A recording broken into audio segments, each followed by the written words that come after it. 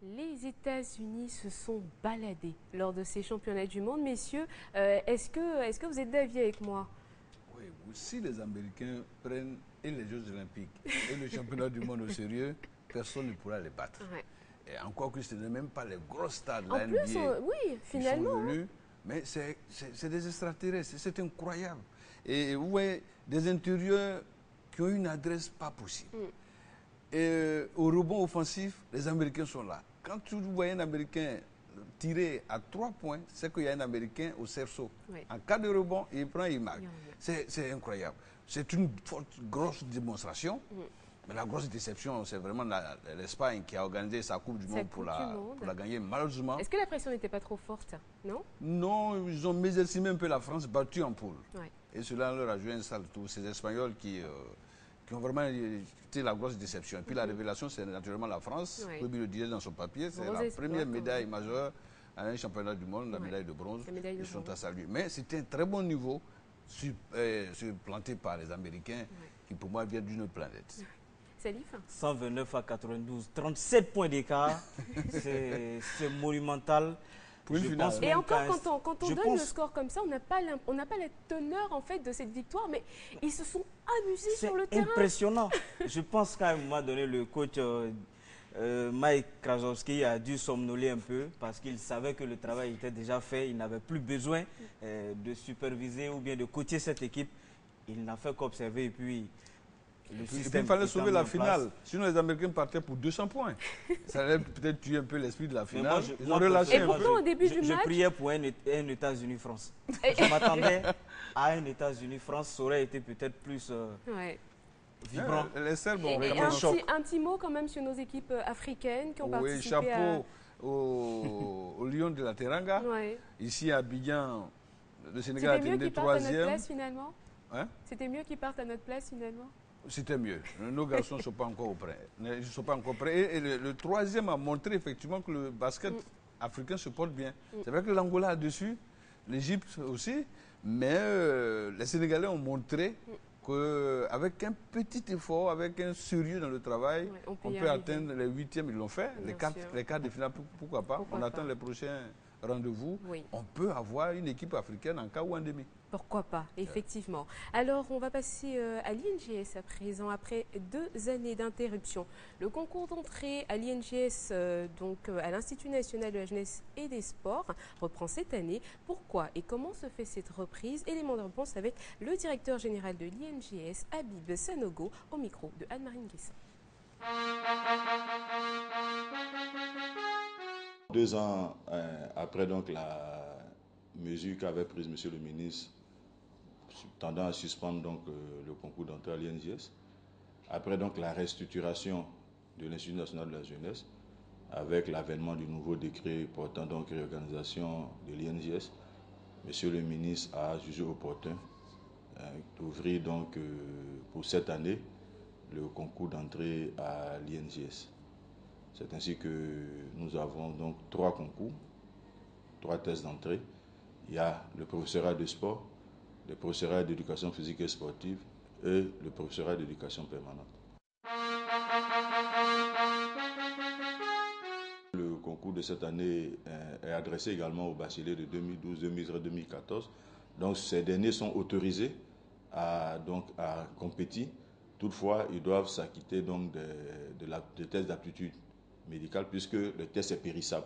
C'est pour cela qu'à ceux-là, nous avons simplement demandé de refaire donc le test d'aptitude médicale. En ce qui concerne les nouveaux, comme je vous l'ai dit, donc la première étape, c'est le test d'aptitude médicale. Et quand vous êtes apte, vous continuez donc la procédure. Nous avons été saisis par les services extérieurs du ministère, c'est-à-dire les directions régionales et départementales, nous disant qu'il y a une forte demande au niveau de l'intérieur. Et comme c'est une institution nationale, nous avons souhaité donner la chance à tous les jeunes Ivoiriens, à tous les jeunes bacheliers de Côte d'Ivoire, sur toute l'étendue du territoire, de pouvoir postuler. Donc c'est ainsi que nous avons pu,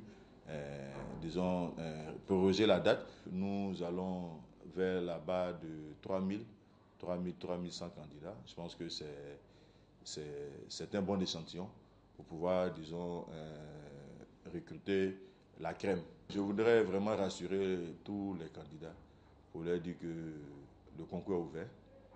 Ils ont jusqu'au vendredi 19 septembre pour s'inscrire. Il doit venir vraiment l'esprit dégagé. Tout est mis en œuvre pour que seuls les plus méritants, seuls ceux qui sont aptes physiquement et intellectuellement puissent intégrer l'INJS. Et voilà, nous avons donc tenu à vous donner quelques informations sur cette reprise, alors n'hésitez pas à aller vous inscrire. Salif, on va lire quelques communiqués. Communiqué émanant du ministre de la Promotion de la Jeunesse, des Sports et des Loisirs qui informe la communauté sportive que le comité ad hoc de la Fédération ivoirienne de judo et discipline assimilée, dirigé par M. Mondouo Olivier, n'a pas qualité pour convoquer une assemblée générale élective. En conséquence, toute action entreprise par le dit comité est nulle et de nul effet, signé Mme Kinimo Fete Hortense, directrice du sport de la vie fédérale et du sport de haut niveau. Dans quelques instants, on va parler du match Côte d'Ivoire-Cameroun. Cameroun-Côte d'Ivoire, c'est comme vous voulez. Mais avant cela, on va lire un deuxième communiqué. Le ministre de la Promotion de la Jeunesse et des Sports et Loisirs, toujours lui, organise du 16 au 18 septembre 2014 à l'Institut national de la jeunesse et des sports INJS une formation en management du sport en vue du renforcement des capacités des gestionnaires des fédérations sportives. Il s'agira donc de faire connaître aux participants le système de gouvernance et de management des associations sportives, le système de mobilisation des ressources dans le cadre d'un projet sportif, les articulations et la conduite d'un projet sportif à court, moyen et long terme. C'est encore signé de la directrice de la vice fédérale et du sport de haut niveau, Mme Kinimo Hortense. Et voilà, on a fini avec les communiqués. Et à présent, on attaque un sujet brûlant. Et oui, c'est le match Cameroun-Côte d'Ivoire. Un match dont beaucoup d'Ivoiriens ne veulent plus entendre parler. Mais bon, il faut débriefer, il faut savoir ce qui s'est passé. Et justement, on va en parler. Mais avant cela, ne décrochez pas parce qu'on va quand même vous montrer les temps forts de la rencontre. Eh bien, les supporters des Lions sont venus cet après-midi pour pousser leur équipe à la victoire. Et c'est parti. Et ce sont les éléphants de Côte d'Ivoire qui contrôlent avec Bamba Souleymane qui va trouver un nouveau venu dans l'axe central des éléphants de Côte d'Ivoire. Connaît la mine, mais le ballon est camerounais. Attention à la contre-attaque camerounaise. Bien mené. On va écarter, trouver Benjamin Moukandjo. Et c'est bien donné. L'aile de Pipistrel qui le met dans la course. Peut-être l'ouverture du score. L'ouverture du score. Ce ballon qui est contré par Serge Aurier. Et c'est Clinton Dié, le joueur de Lyon, qui ouvre le score. Il n'y a pas encore une véritable action qui puisse ébranler effectivement cette défense camerounaise. Serge Aurier, dans ses œuvres de récupération, le voilà qui vient. L'égalisation. Sur ce travail colossal, j'allais dire babylonien, encore exécuté une fois par Serge Aurier, qui envoie ce ballon. La défense camerounaise essaye de le repousser, mais il y a Yaya Touré Nyeri pour trouver le chemin de filet. Et ce petit ballon, deuxième but camerounais. C'était là une offrande. Encore une offrande de la défense ivoirienne.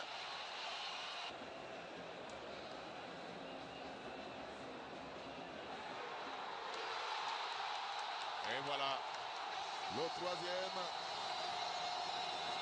du Camerounais. Ça commence à ressembler à une promenade de santé. Vincent Aboubakar pour la deuxième fois à raison de Barry Boubacar. Et ce ballon qui file. Et Bamba en face. Vincent Aboubakar pour le quatrième but. Vincent Aboubakar pour le quatrième but. Ça va revenir aux Lions du Cameroun qui ont le sourire. Mission accomplie ce soir. En tout cas, il s'installe confortablement dans le fauteuil du leader. Parce que la suite, c'était le gros morceau dans ce groupe. Les Camerounais se sont bien installés 4-1 face aux éléphants de Côte d'Ivoire. Et donc les Camerounais sont premiers du groupe D avec 6 points. Et oui, on ne va pas faire la fine bouche, hein. C'est vrai que la Côte d'Ivoire a perdu, mais le Cameroun a été efficace en face. Le Cameroun a été efficace. On a eu une équipe avec un système rodé, mais il fallait s'attendre à cela. Ils ont commencé à se préparer depuis la Coupe du Monde qui s'est jouée au Brésil. Vincent Boubacar, tout ce bloc-là, ils étaient déjà au Brésil. Et c'est vrai qu'au Brésil, les choses ne se sont pas bien déroulées pour les Lions indomptables. Mais quand on regarde aujourd'hui ce qui se passe, on sent qu'ils forment un groupe. Ils ont retrouvé un autre système. Sans Eto'o-Fils, ça marche et ça fonctionne. Ça veut dire que la Côte d'Ivoire était au Caire, que le Cameroun était au Brésil. On était tous au Brésil. Je dis qu'on a fait un mauvais coaching, je ne dirais pas mauvais coaching, mauvais choix au niveau de Hervé Renard qui a... Le 11 de départ 11 de départ. Qui a changé hein, par rapport à celui qu'on avait eu ici. Lorsqu'on était à Amadou Aïdjo, j'ai dit à un Camerounais que notre entraîneur prend un gros risque de tout chambouler au niveau de l'axe. Et puis le milieu de terrain, vous avez peut-être Tioté qui est grand besogneur, mais qui est mauvais relayeur, qui est mauvais passeur. Le milieu était seul, le seul pôle de Yaya. Donc la colonne vertébrale de cet élément-là n'était pas au point face aux attaques répétées. Qui a manqué au milieu Qui a manqué au milieu. Il a fallu certains besogneurs, mais quelqu'un, un récupérateur qui pouvait relayer et trouver Yaya pour la dernière passe. Ça n'existait pas. Et si vous voyez un peu, à part ce quatrième but qui est un but d'école, poitrine, enchaînement, au moment où la balle prépare sa chute, c'est extraordinaire. Mais sinon, le reste, les 3 autres buts, c'est des offrances, c'est des mauvais placements, mauvaise communication entre les lignes. Ça a été un gros risque pris par M. Hervé Renard, qui était superbement habillé, mais qui n'a pas ce système bien. Donc, moi, je disais que c'est un championnat, me dirait-on. Mais le championnat se gagne à partir des premiers matchs. Des premiers matchs. Ouais, il faut faire très attention. On se Parce prépare dans moins d'un mois. Calculs. On va vers la RDC, dans le combat de Katanga va être autre chose. La RDC, au relais de son succès face à la Sierra Leone, se relance. Donc, ne fera pas du tout cadeau aux éléphants qui sont en plein doute, il faut le voir. Mais on demande simplement à Hervé Renard de rester dans une logique. Il a essayé quelque chose qui a marché un peu à Abidjan avec la titularisation du jeune junior Kessé. Pour moi, pour trouver la complémentarité dans l'axe, on prend l'option locale. C'est-à-dire un garçon qui aura fait une très bonne saison, Ouattara Adama Ousmane du Ségoué Sport et San Pedro, peut créer la complémentarité de l'axe avec Kessié. Ça, il faut qu'on accepte ça d'abord. Deuxièmement, si on veut un travailleur aux côtés de Tioté pour aller vers Yaya pour la dernière passe, on a encore à chercher au plan local. Il y a quoi avec Christian qui est là, il y a Dambélé Ousmane qui est là. Il y a tellement de joueurs. Et même à Salé, qu'on le met au moment où la carotte était cuite, il ne devait plus commencer ce match. Et puis Serge Aurier aussi, on va en parler, qui a reçu quand même un coup. Serge Aurier était un élément fort de ce match. Il sort, ensuite on encaisse beaucoup de buts. On aurait pu éviter ça s'il était encore dedans. Cette équipe ivoirienne, en réalité, manque d'identité, de style et de fond de jeu. Mais est-ce qu'on peut demander un style et un fond de jeu à Hervé Renard au bout de 2 matchs? Parce qu'on se rappelle qu'on était sur le même plateau à dire il est en train de reconstruire l'équipe, il essaie des choses, c'est vrai que ça ne marche pas. Le constat, c'est qu'on est passé... Malheureusement, c'est lors des qualificatifs, on est passé d'un 4-4-2 face à la Sierra Leone à un 4-2-3-1 face au Cameroun. Je ne sais pas pourquoi on a changé le système. Il y a certains joueurs qui étaient... Il y a qu'Hervé Renard qui peut nous dire pourquoi il y a certains joueurs qui étaient des pièces maîtresses face à la Sierra Leone. On les a vus sur le banc de touche et ils ont été remplacés purement et simplement par d'autres joueurs qui ont échoué. D'accord, on va d'abord partir avec des réactions, quelques réactions, et puis on revient pour continuer bien sûr le débat sur ce plateau. Il ne faut pas oublier qu'il y avait une période dans ce match où aussi le jeune gardien a sauvé 2-3 ballons. Et lui aussi, on peut dire vraiment, dans cette période, c'était très important. Il a fait quelque chose qui était vraiment en plus, je comprends. Normalement, il ne faut pas arrêter des ballons comme ça. On peut dire qu'il ne peut rien faire. Mais il a arrêté 2 ballons qui étaient très difficiles. Alors c'est pourquoi chacun a donné à l'équipe. Lui aussi, comme jeune gardien, la Côte d'Ivoire, c'est une équipe avec une balle contrôle et avec un changement de vitesse, avec Gervinho, avec son dribbling, ça c'est vraiment beaucoup. Il faut insister sur la mentalité, je pense que c'est le mot d'ordre du coach. L'équipe est très jeune, nous allons continuer à travailler. En espérant, nous sommes confiants que pour l'avenir, nous aurons des jours meilleurs. Et bien sûr, ça passe par le travail et beaucoup de sérieux. Et comme ça, en espérant que l'équipe nationale du Cameroun aura des jours meilleurs. Comme en premier mi-temps, en deuxième mi-temps, on s'est créé pas mal d'occasions. Et vous savez, en sport, ne compte que celui qui a marqué et celui qui a gagné. Bon, quand on revoit le match dans l'ensemble, ça n'a pas été mal. Mais bon, après, on a fait des erreurs un peu naïves. C'est vrai que dans ces circonstances-là, ça paye cash. Et bon, on va essayer de travailler, de se concentrer sur le reste des matchs. Je crois qu'en octobre, on a encore 2 matchs. Et après, 2 autres matchs encore, en 4 matchs. L'objectif pour nous, c'est de se qualifier.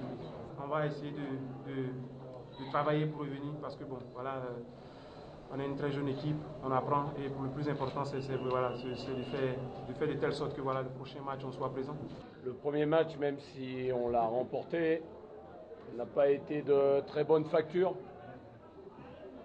Ça fait 10 jours qu'on travaille ensemble. Il faut du temps pour construire quelque chose, notamment remanier le secteur défensif. Aujourd'hui, on s'est aperçu qu'il y a beaucoup de travail.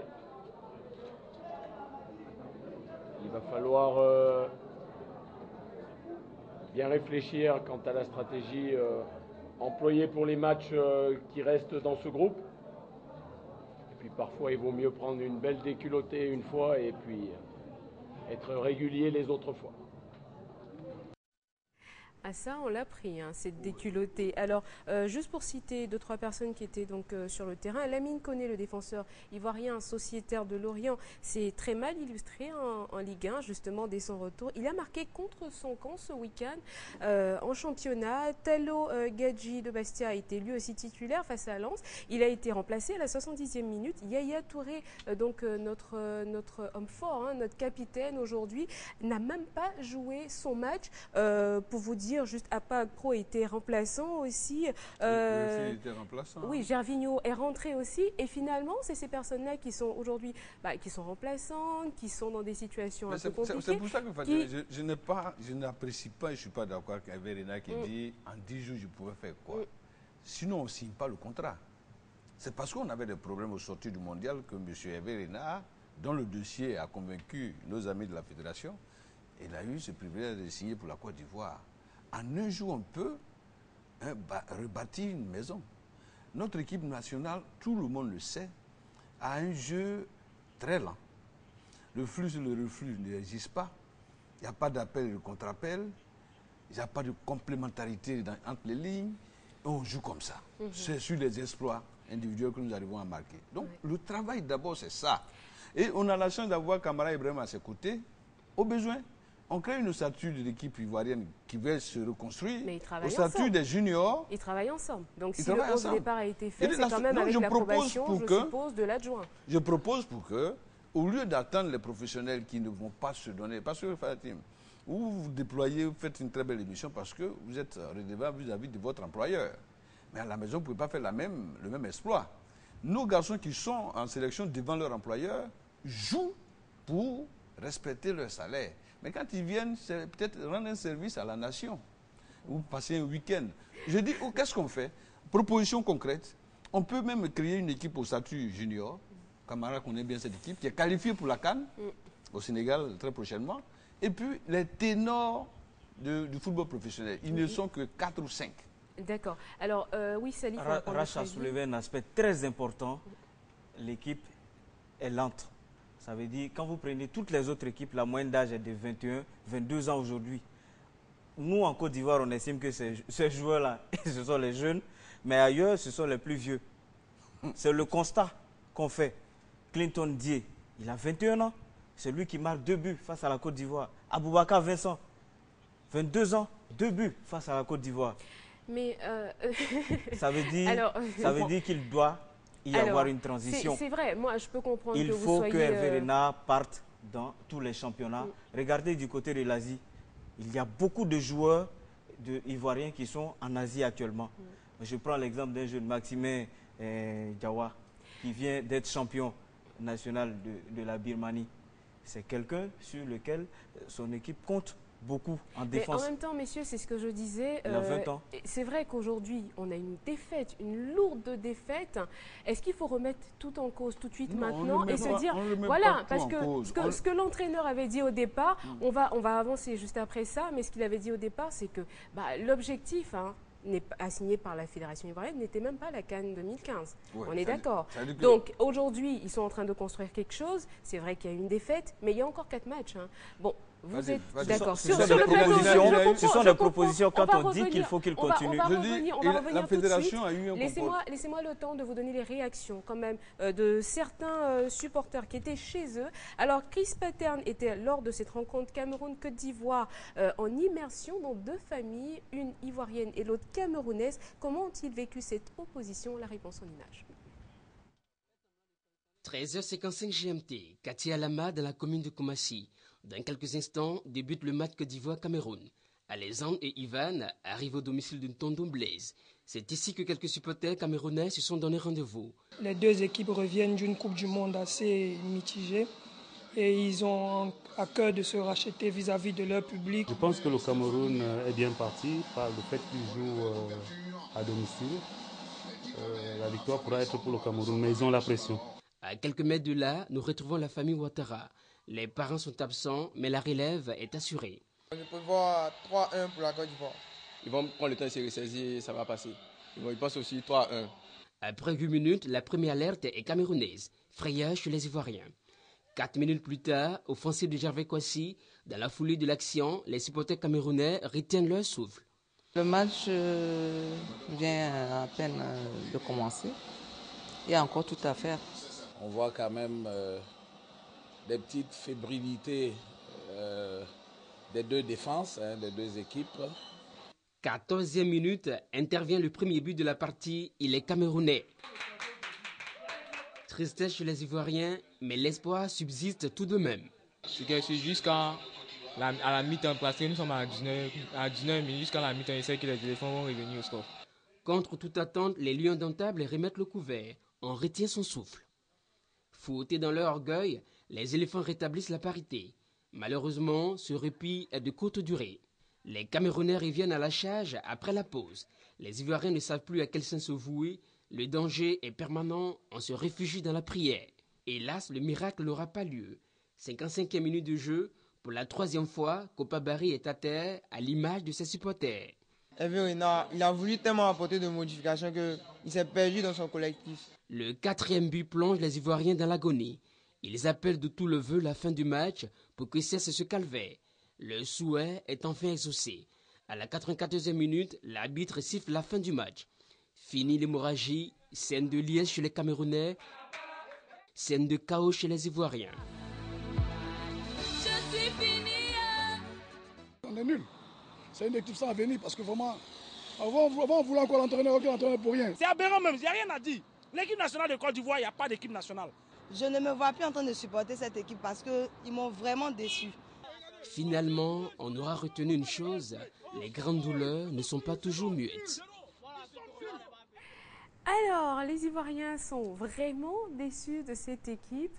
Messieurs, oui, ne me regardez pas comme ça. Hein. Ah oui. Non, vous avez changé de nationalité peut-être? Non, bien au contraire. Il était difficile pour nous de commenter ce match dans cette situation parce que voir son pays s'écrouler de la sorte, on ne met pas tout en cause. Moi, je dis que nos amis de la fédération écoutent un peu les journalistes. Ils ne sont pas, c'est vrai, les experts devant eux.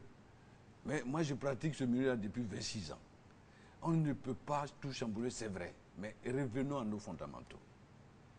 Tout joueur évoluant au pays a l'intention de signer un gros contrat comme Yaya Touré. Donc ce garçon, il a faim. Lui, dans un tel match, il mettra le pied. Au contraire de celui qui est dans un grand club dont le compte est bien fourni en milliards, il ne mettra pas le pied. Moi, mon neveu, je lui dirais, mais ne mets pas ton pied. Donc, dans notre équipe, à tous les affamés, on a un très bon championnat. Ça, je voulais féliciter la Ligue professionnelle.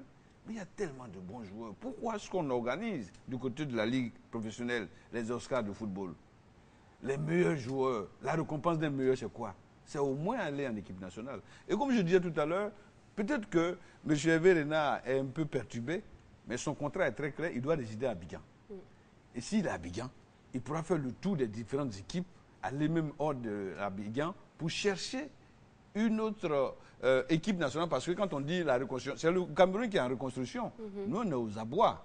Donc, cette équipe, pour qu'on puisse la reconstruire, mais il aurait même été intelligent de dire la CAN 2015 ne nous intéresse pas, on se prépare pour 2017. Mais est-ce que c'est fini? Il y a encore 4 matchs quand même. C'est pas fini. De rien. C'est pas fini, mais là, comme il a dit en conférence de presse, ou bien on chavire, ou bien on prend conscience et puis on y va sérieusement. Le match face à la RD Congo sera très déterminant. Si on perd, vraiment, je pense que il y aura une grande chute. Pour se qualifier mathématiquement, si on gagne, ou si on fait match nul, il y aura une certaine assurance qui va amener les joueurs à être constants, à être déterminés. Et je pense que Hervé Renard doit continuer à faire un travail de fond. Il doit continuer la reconstruction. Je le dis et je le souligne, le Cameroun a commencé sa reconstruction en pleine Coupe du Monde.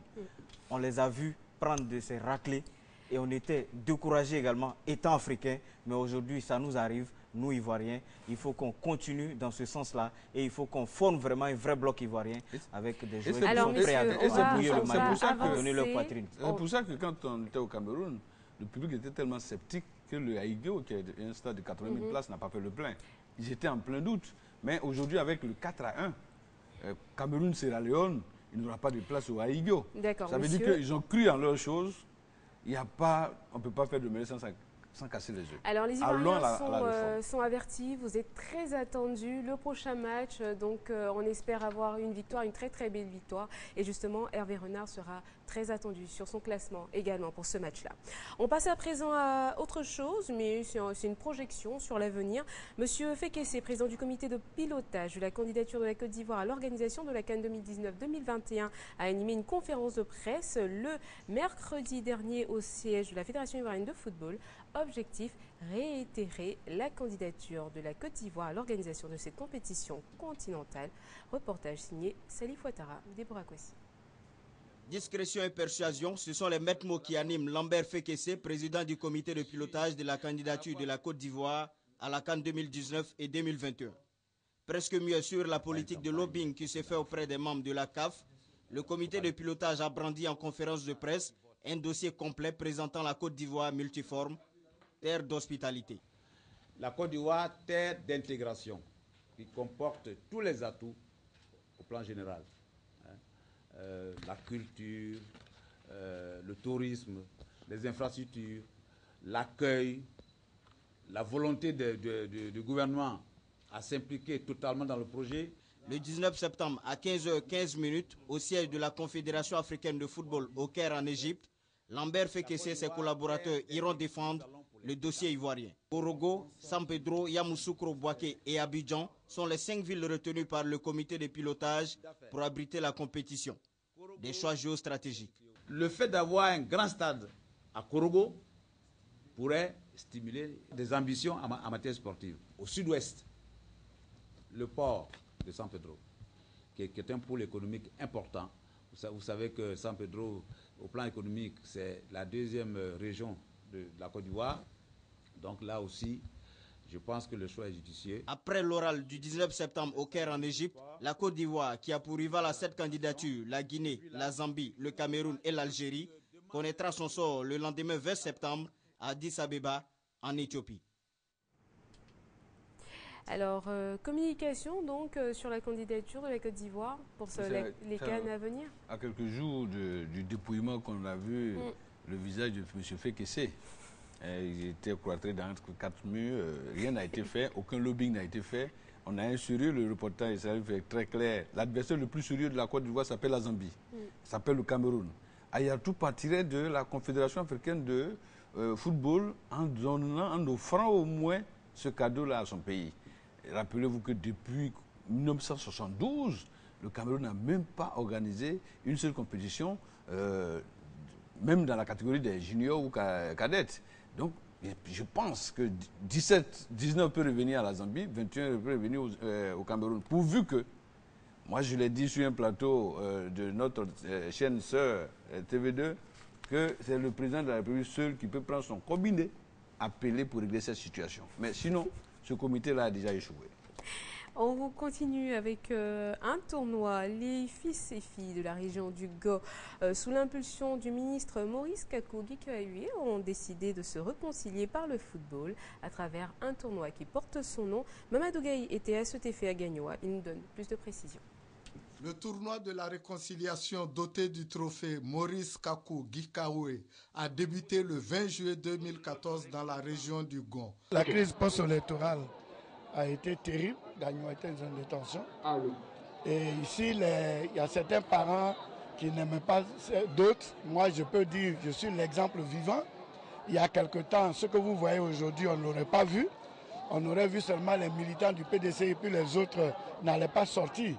Les gens ont pardonné certaines choses et puis les choses sont passées sans faire trop de dégâts. Comme ils sont dans une disposition d'esprit de réconciliation et qu'il faut aller au développement. La réconciliation, c'est une bonne chose en soi. On ne peut pas refuser la réconciliation, on le lui avait déjà dit. Seulement, on a demandé qu'on construise ensemble la réconciliation.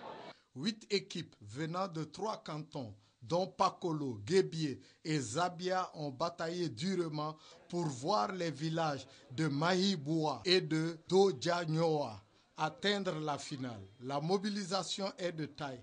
Personne ne veut se faire compter l'événement en ce samedi pluvieux. Direction le stade de Olibriboua. Malgré la détermination des deux adversaires, c'est sur le score de 1 but partout que l'arbitre renvoie les deux acteurs à l'épreuve fatidique des tirs au but. La formation de Mahiboua l'emporte 4 tirs réussis contre 3 pour Doja Nyoa. Le Sport Roi a réussi à réconcilier, unifier des ennemis d'hier. Mes impressions sont bonnes. Et j'aurais voulu que les enfants, effectivement, profitent de ce moment-là pour se réconcilier réellement. Ouais, c'est ça l'enjeu. J'ai été désigné par le président,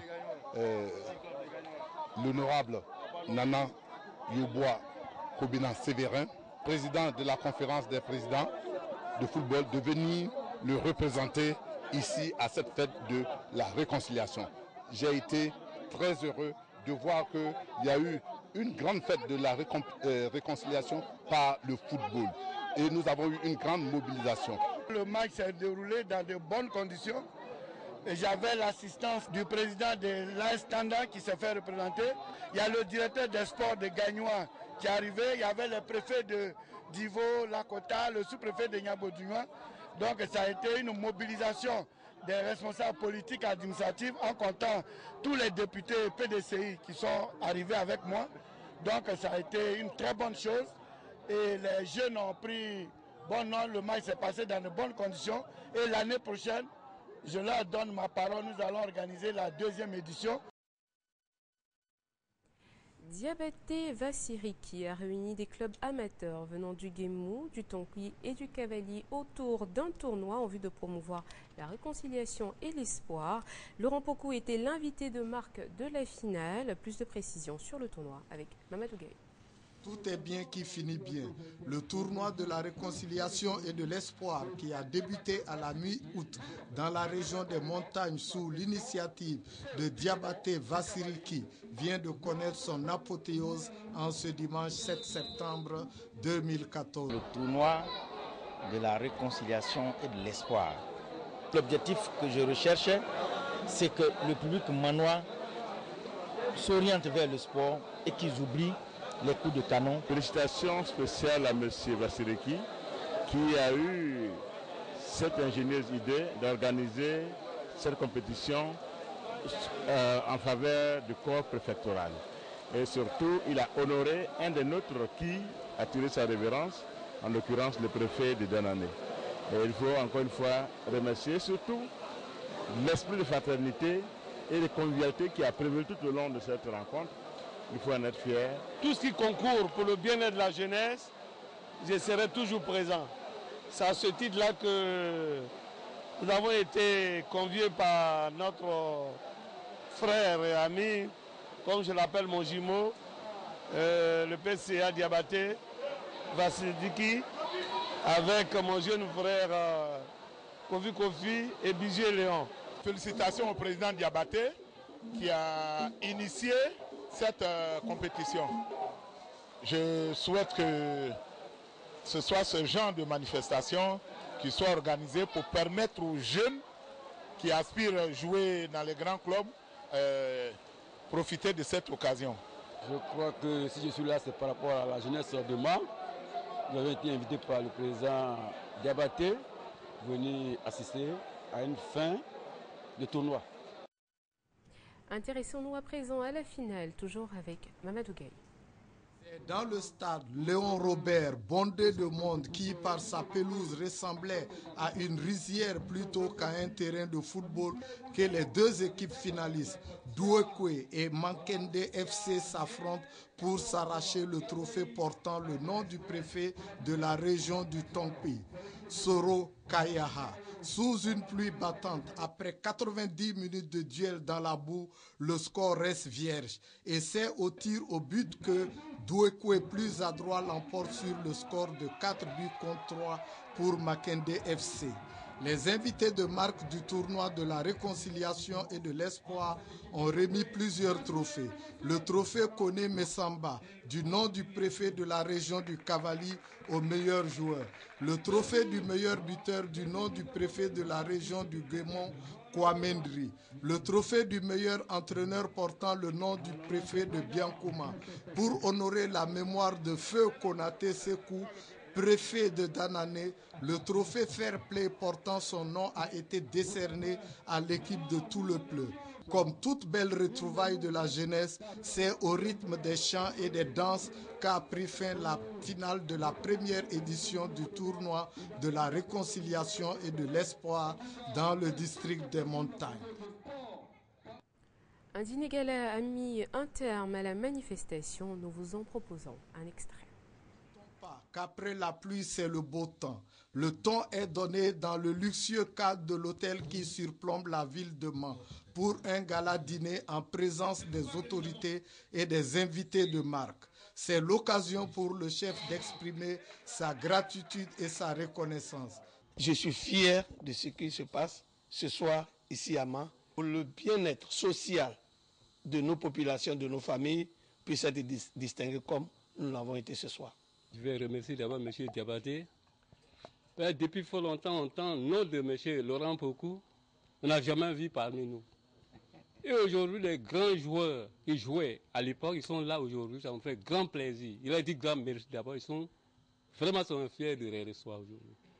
Le doyen nous a donné 3 hectares ce matin. Nous allons créer une école de football pour permettre à nos enfants de travailler davantage afin que un Laurent Pokou sort des 18 montagnes. C'est une fierté pour nous de voir des cadres de la région s'intéresser aux choses de chez eux. Et il faut remercier Diabaté qui a eu cette initiative heureuse de redorer le blason du football à l'ouest.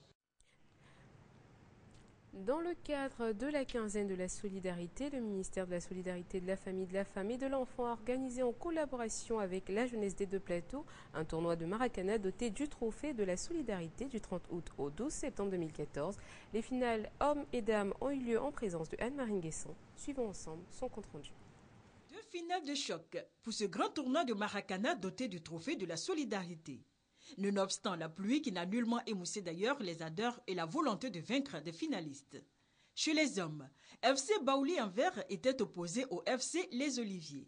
Les deux équipes auront du mal à se départager et cela va donc se faire au tir au but. Et là, c'est FC Baoulé qui prend le dessus. Chez les dames, FC Céline en orange et FC Julien ont épaté le public par leur talent technique individuel.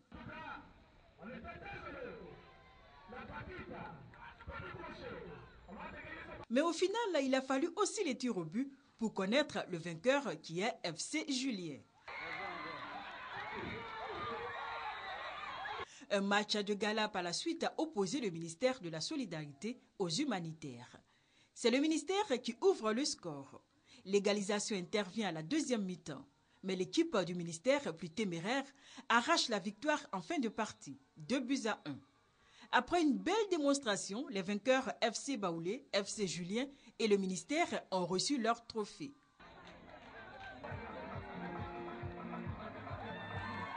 FC CDAO, équipe fair play et les arbitres ont également été récompensés.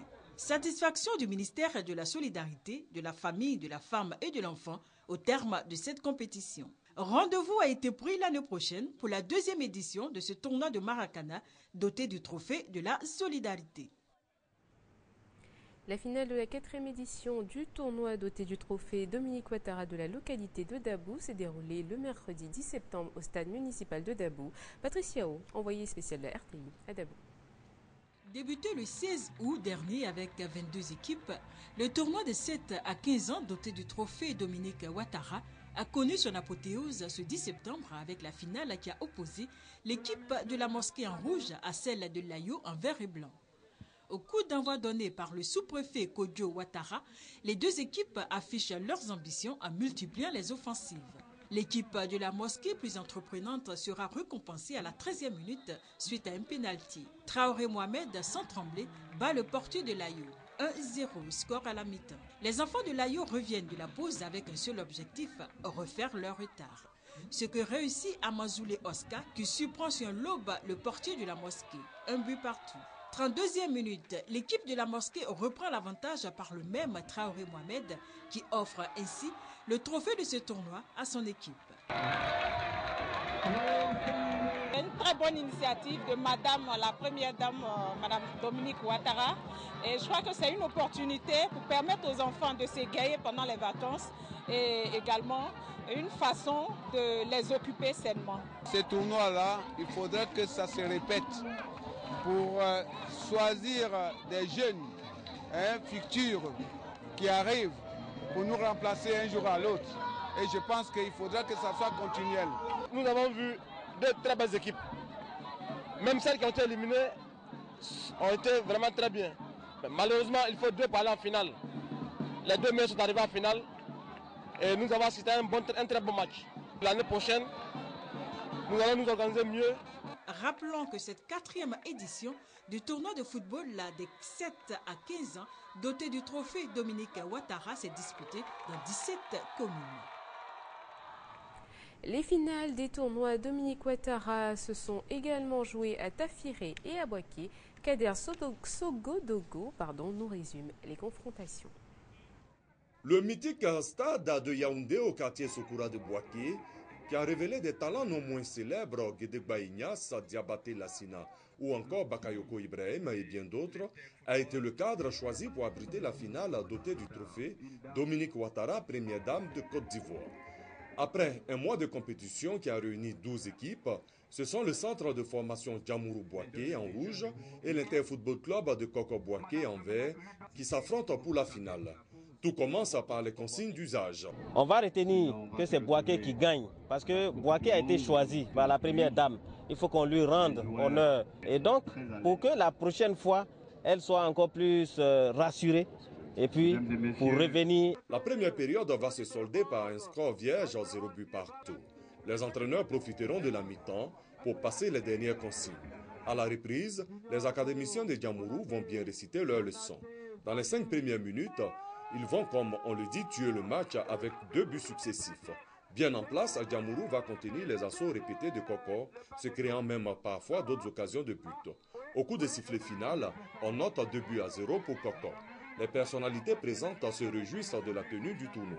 Monsieur le préfet de région, préfet du département de Boaké, avec l'ensemble des autorités locales, tiennent à remercier cette grande dame au grand cœur.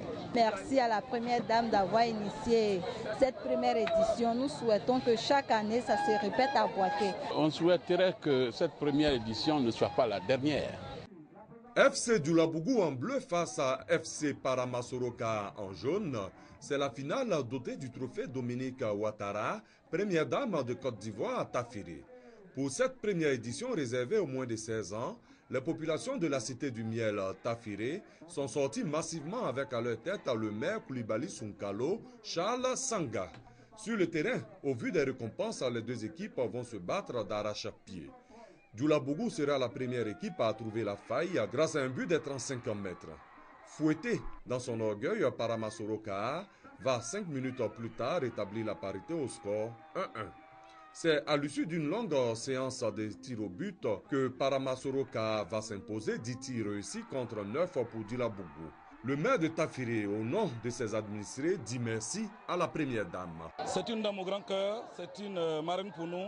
Elle est une marraine pour nous-mêmes personnellement, mais pour toute la mairie, la commune de Tafiré.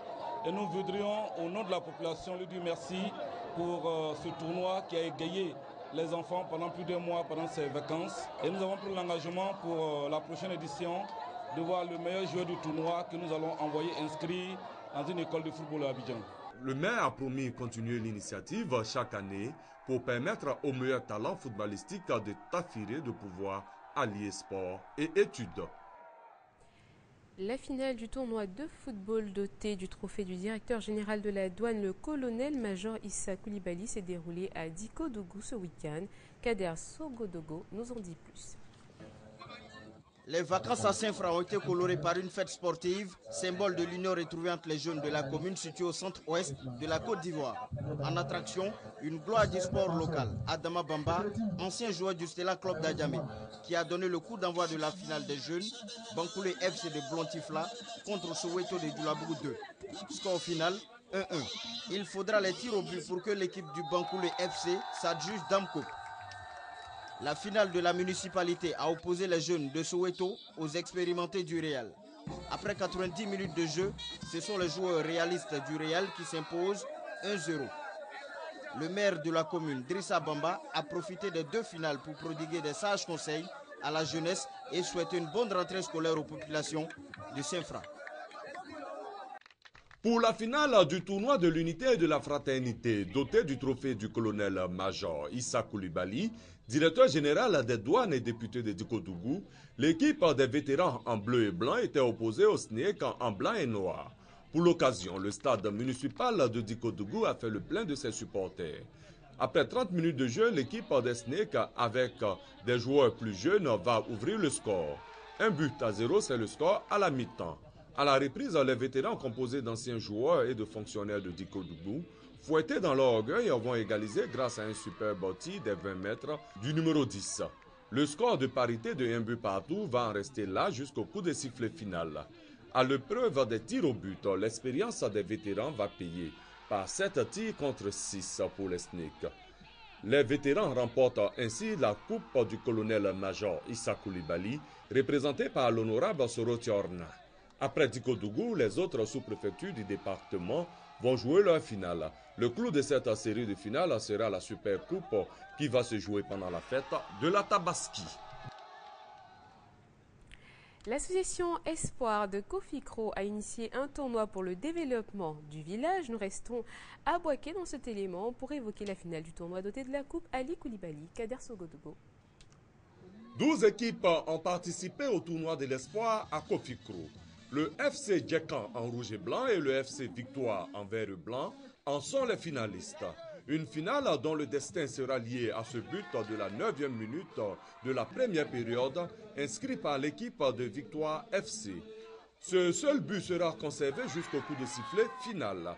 Parrain de ce rendez-vous sportif, le vice-président de l'Africa Sport, Touré Souleymane, félicite la jeunesse de Kofikro pour son esprit d'ouverture. Je vais profiter pour remercier les joueurs, pour les saluer, pour leur dire, pour ceux qui veulent faire du football leur profession, il faut y mettre du sérieux, il faut y mettre de l'abnégation, de la témérité même, du courage.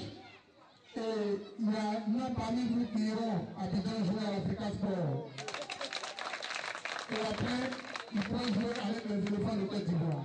Permettre à la jeunesse des sous-préfectures de Boniéré-Dougou et de Niéméné de passer des vacances saines et agréables, voilà l'objectif du tournoi, initié par le ministre de l'Intégration et des Ivoiriens de l'étranger, Ali Koulibaly, dont le trophée porte le nom. Pour l'édition 2014, 12 équipes ont pris part à la compétition. En finale, Espoir FC en jaune et Espérance FC en bleu s'affrontent. Au terme du temps réglementaire, les deux équipes sont à 1 but partout. La fatidique épreuve des tirs au but permet à Espoir FC de Niéméné d'être sur la plus haute marche du podium. Les autorités présentes qui soutiennent les initiatives de jeunesse ont reçu des médailles. Avec elles, les 3 meilleures équipes du tournoi. Rendez-vous a été pris pour 2015 pour une nouvelle édition. Et voilà, messieurs, on va se dire au revoir. Oui, dire qu'on a été secoué à Yaoundé pour rester encore optimiste comme nos amis de l'encadrement technique. Il faut croire en nos qualifications. 4 matchs, il faut les gagner. Mais j'ai été ravi d'être en compagnie de ce jeune talent futuriste. Et puis, votre chambre qui a éliminé un peu le plateau. À bientôt. Merci, c'est gentil, Salif. Il faut continuer à suivre toutes les informations sportives sur la RTI, toutes les chaînes, radio, télévision confondues. Au revoir et à bientôt. Et voilà, on essaie de donner le maximum de nous-mêmes pour vous faire plaisir. Retrouvez 3e mi-temps, bien sûr, sur RTI 2. Félicitations aux États-Unis donc pour leur victoire en championnat du monde de basketball. Pour les éléphants, messieurs, vous nous devez une revanche. On espère bien sûr que vous allez nous la donner. Un coucou spécial à Maki Diabaté qui nous suit depuis Ouagadougou et Timoko Sidibé. Lui, il est à Luanda et c'est le retour de la Champions League. Alors, merci beaucoup à Tony qui m'a offert ce superbe maillot. Et oui, on est champion. C'est le Real de Madrid. À bientôt.